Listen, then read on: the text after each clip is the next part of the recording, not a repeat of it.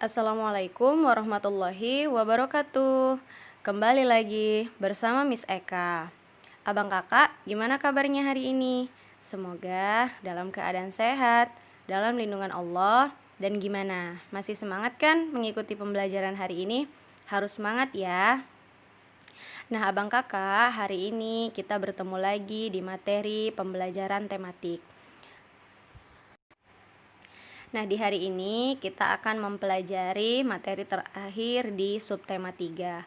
Nah, jadi Miss Eka minta kamu untuk menonton video ini dari awal sampai akhir agar materi yang Miss Eka sampaikan itu bisa kamu pahami, dan untuk mengerjakan tugas insya Allah kamu bisa mengerjakannya dengan baik. Nah, abang kakak, sebelum kita mulai pembelajaran kita hari ini, seperti biasa, kita berdoa dulu ya. Mari sama-sama kita ucapkan lafaz basmalah.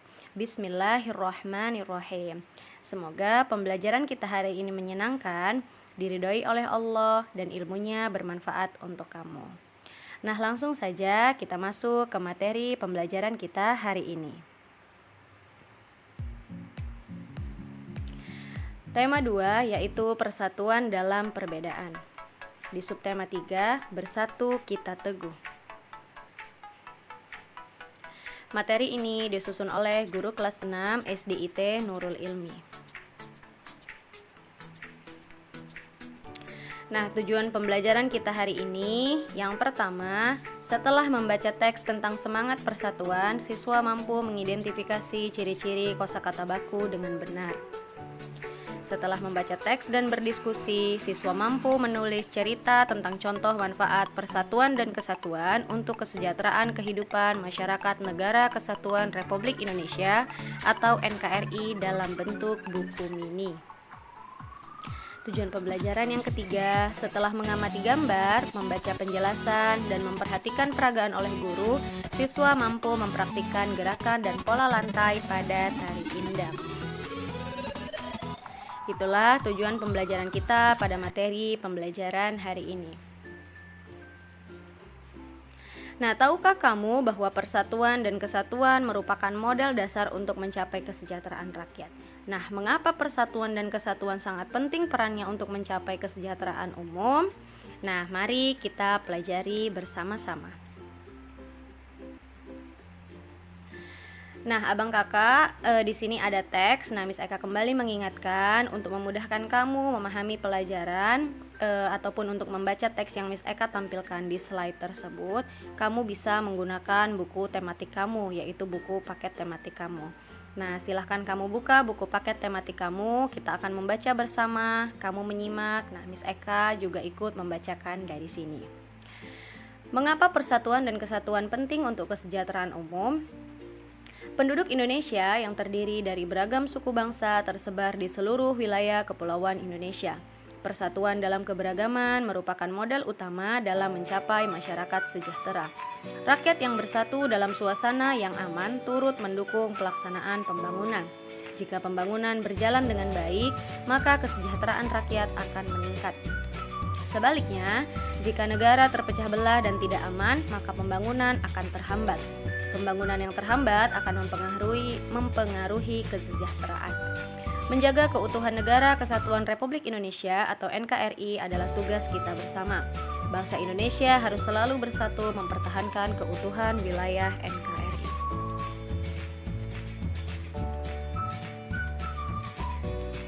Usaha-usaha dalam menjaga keutuhan NKRI dapat dilakukan dengan cara memelihara ketertiban dan keamanan, menghindari pertikaian antar suku, menumbuhkan sikap toleransi, menghargai perbedaan, menjaga perbatasan Indonesia dengan negara lain, dan menjaga pulau-pulau paling luar dari Indonesia. Contoh sikap yang mencerminkan persatuan dan kesatuan adalah menciptakan suasana rukun, melaksanakan tanggung jawab, saling menghormati antar sesama, mematuhi peraturan yang berlaku, saling tolong-menolong dengan sesama, menghargai teman yang berbeda suku bangsa, agama, dan adat istiadat. Nah, ayo kita tegakkan persatuan dan kesatuan demi tercapai masyarakat NKRI yang sejahtera.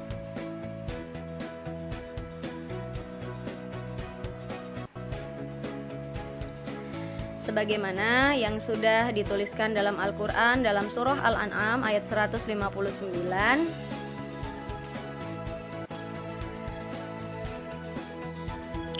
A'udzu billahi minasyaitonir rajim. Bismillahirrahmanirrahim. Innal ladzina farraqu dinahum wa kanu syi'an lasta minhum fi syai'.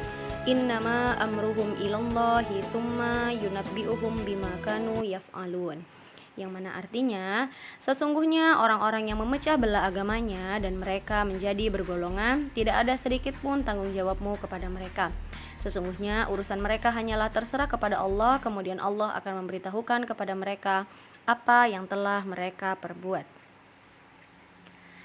Nah, abang kakak, surah ini bahkan sudah tidak asing ya kamu dengarkan, karena di beberapa materi sebelumnya juga surah ini sudah pernah Miss bacakan dan Miss jelaskan. Mengapa diulang kembali? Karena memang surah ini benar-benar menjelaskan bagaimana bahwa kita sebagai umat beragama, terutama agama Islam, yaitu kita sebagai umat muslim, Allah itu benar-benar melarang kita untuk memecah belah, baik itu memecah belah dalam hal apapun, apalagi dalam agama kita. Nah, memecah belah itu kan sudah Miss Eka jelaskan, di mana misalnya contoh sederhananya, kamu yang tidak mau berteman dengan yang bukan suku kamu yang tidak mau berteman dengan yang warna kulitnya berbeda dengan kamu, yang mana kamu membeda-bedakan teman antara yang kaya dengan yang miskin. Nah, itu salah satu contoh sederhana kamu memecah belah sesuatu hal yang ada di sekitarmu. Nah, jadi itu tidak mencerminkan sikap persatuan dan kesatuan. Padahal di sini dikatakan bahwa bersatu kita teguh itu merupakan semboyan bangsa Indonesia dalam mewujudkan persatuan dan kesatuan. Nah, di sini juga ditanya, apakah kamu masih ingat arti dari semboyan tersebut? Nah, abang kakak di materi sebelumnya, bersatu kita teguh dan kelanjutannya yaitu bercerai kita runtuh, sudah Miss Eka jelaskan. Kamu masih ingat arti semboyan tersebut? Insya Allah ingat ya. Nah, makna semboyan tersebut jika kita kaitkan dengan makna upaya mengembangkan kesejahteraan rakyat Indonesia di awal masa kemerdekaan Indonesia, itu bisa kita kaitkan. Nah, kita akan mempelajarinya. Jadi di sini misalnya mengingatkan kembali bahwa kita sebagai warga negara yang baik, apalagi sebagai umat muslim, yaitu hamba Allah, kita harus bersatu, apalagi bersatu dalam jalan kebaikan, dan janganlah memecah belah, karena sesungguhnya ketika kamu memecah belah misalkan dalam agama atau bangsa dan negara, maka itu menjadi urusan kamu dengan Allah. Karena di kemudian hari nanti maka Allah akan memberitahukan apa saja yang telah kamu perbuat.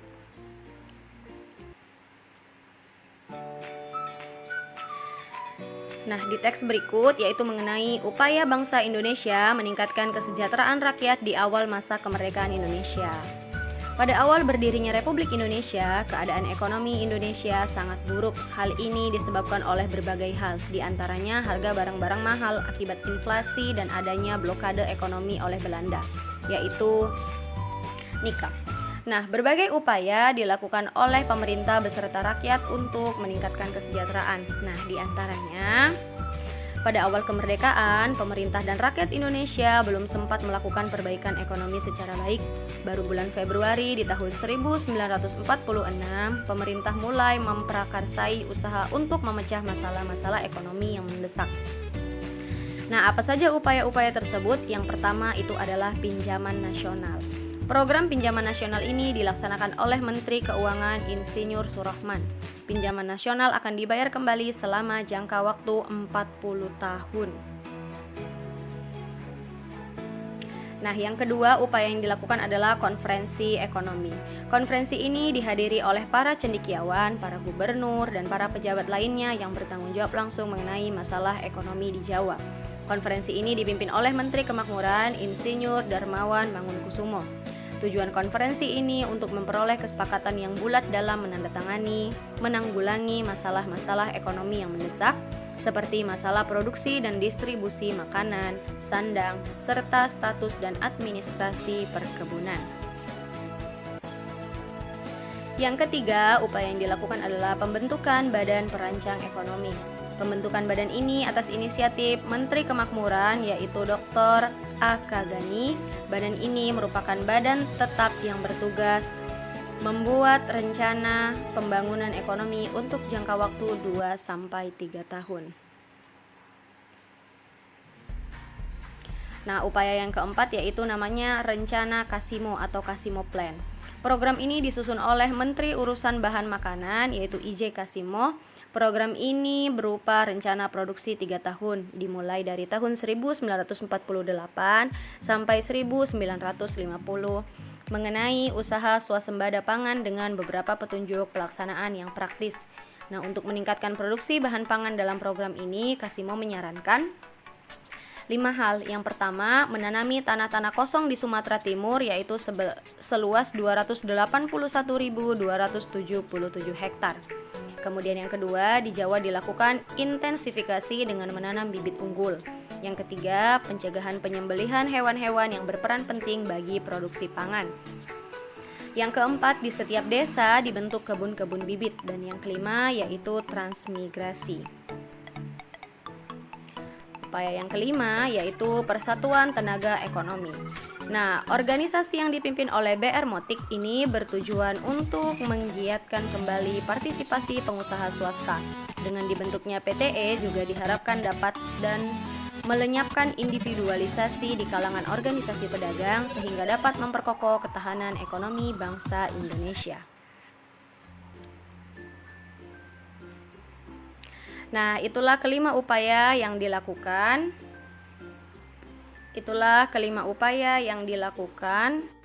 Untuk meningkatkan kesejahteraan rakyat pada masa awal kemerdekaan negara kita. Selanjutnya kita masuk ke materi SBDP. Nah, abang kakak, untuk materi SBDP kali ini Miss Eka hanya mengingatkan kembali bahwa banyak di antara kamu yang belum mengirimkan video praktek menarikan tari indang. Nah, kemarin kan Miss Eka kasih waktu sampai hari Jumat. Sudah lewat loh, bahkan ini sudah hari Selasa. Tapi di kelas kamu yang mengirimkan ke Miss Eka itu hanya 3 orang. Nah, kamu, teman-teman yang lain kapan mengirimkan ke Miss Eka? Nah, Miss Eka berikan kesempatan terakhir, Miss Eka tunggu sampai hari Rabu. Nah, abang kakak, di sini Miss Eka tidak minta gerakan dari awal sampai akhir tari indang yaitu selama 4 menit, tidak. Miss Eka hanya minta beberapa gerakan yang sudah kamu pelajari, yang sudah Miss Eka berikan video tutorialnya. Hanya perlu 4 hitungan. Silahkan kamu rekam video praktek menarikan tari indang kamu dan kirimkan video tersebut ke Miss Eka. Ingat ya, Miss Eka tunggu batas akhir di hari Rabu di tanggal 2 September 2020. Hari Rabu ya, abang kakak. Nah, di sini hanya menyinggung sekilas bahwa mengingatkan kembali tari indang menggunakan pola lantai horizontal. Benar. Namun karena kamu mempraktikkannya secara pribadi, secara tari tunggal, maka tidak kelihatan bagaimana pola lantainya. Tapi pada umumnya tari indang ini dilakukan oleh berpasangan dan berkelompok itu dengan menggunakan pola lantai horizontal.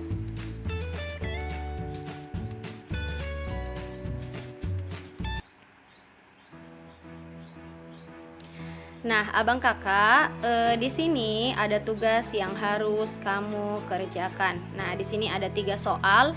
Nah, di sini tugas tersebut mengulang pembelajaran di beberapa hari sebelumnya, di materi-materi sebelumnya, yaitu mengenai kalimat efektif. Iya, nah masih ingat kan mengenai kalimat efektif? Kalimat efektif, Miss Eka ingatkan sedikit bahwa kalimat efektif merupakan kalimat yang tata bahasanya dan penulisannya sesuai dengan EYD atau ejaan yang disempurnakan berdasarkan dengan kata baku dengan kaidah bahasa Indonesia yang baik dan benar. Nah, abang kakak di sini ada 3 soal. Silahkan kamu ambil buku latihan tematik kamu kerjakan 3 soal tersebut. Dimana soal yang pertama, apa yang kamu ketahui tentang kalimat efektif? Tadi sudah bisa saya jelaskan loh barusan. Nah, tuliskan ciri-ciri kalimat efektif. Yang kedua, tuliskan 5 contoh kalimat efektif menggunakan kosakata baku. Yang ketiga, apakah kaitan antara ciri khusus makhluk hidup dengan karakteristik habitatnya? Jelaskan. Nah, abang kakak, di sini kamu diminta untuk membuat kalimat efektif. Nah, kalimat efektif kamu bisa menggunakan kosakata baku. Ingatkan mengenai kosakata baku dan kosakata yang tidak baku. Miss Eka ingatkan 1 contoh. Kosakata yang tidak baku itu adalah apotik, sedangkan kosakata bakunya adalah apotek. Nah, jadi banyak beberapa kata-kata dalam bahasa Indonesia yang salah penulisannya. Nah, sehingga itu dikatakan kosakata yang tidak baku. Nah, di sini kamu diminta untuk menuliskan contoh kalimat efektif menggunakan kosakata baku. Ingat, kalimat efektif itu yang mengandung SPOK, subjek, predikat, objek, dan keterangan. Nah, untuk soal yang nomor 3 itu berhubungan dengan materi kita juga yang sebelumnya mengenai ciri makhluk hidup dan karakteristik habitatnya. Nah, jelaskan. Jadi, abang kakak silahkan kamu kerjakan latihan tersebut. Nah, kalau kamu bertanya, Miss boleh nggak menambah wawasan atau jawaban dengan mencari referensi dari buku lain atau internet? Boleh, silahkan. Nah, jadi Miss Eka tidak membatasi kamu ingin mencari informasi tambahan dari sumber yang mana. Silahkan bertanya ke orang tua kamu juga dipersilahkan. Yang penting dikerjakan latihannya dengan sebaik mungkin. Nah, Miss Eka mengucapkan terima kasih sudah menonton video Miss Eka dari awal sampai akhir. Terima kasih sudah mendengarkan Miss Eka menjelaskan materi pembelajaran kita hari ini. Nah, abang kakak setiap harinya Miss Eka mengingatkan kamu agar selalu semangat mengikuti pembelajaran-pembelajaran yang diberikan oleh Bapak dan Ibu Guru. Nah, tetap jaga kesehatan, tetap jaga kebersihan. Insya Allah pandemik ini segera berakhir, kita bisa segera bertemu dan kembali ke sekolah. Miss Eka juga mengingatkan untuk ibadah harian kamu jangan sampai tertinggal. Sholat 5 waktu, sholat duhanya, murojaah hafalan kamu, dan juga membaca Al-Quran dan tilawati. Nah, jangan lupa kerjakan tugas kamu dengan sebaik mungkin, kemudian foto dan kirimkan melalui WA Miss Eka. Miss Eka tunggu sampai batas waktu jam 10 malam. Oke, kita ucapkan Alhamdulillah untuk mengakhiri pembelajaran kita hari ini. Alhamdulillahirabbil alamin. Semoga pembelajaran hari ini menyenangkan, diridhoi oleh Allah, dan insya Allah ilmunya bermanfaat untuk kamu. See you di pembelajaran selanjutnya. Assalamualaikum warahmatullahi wabarakatuh.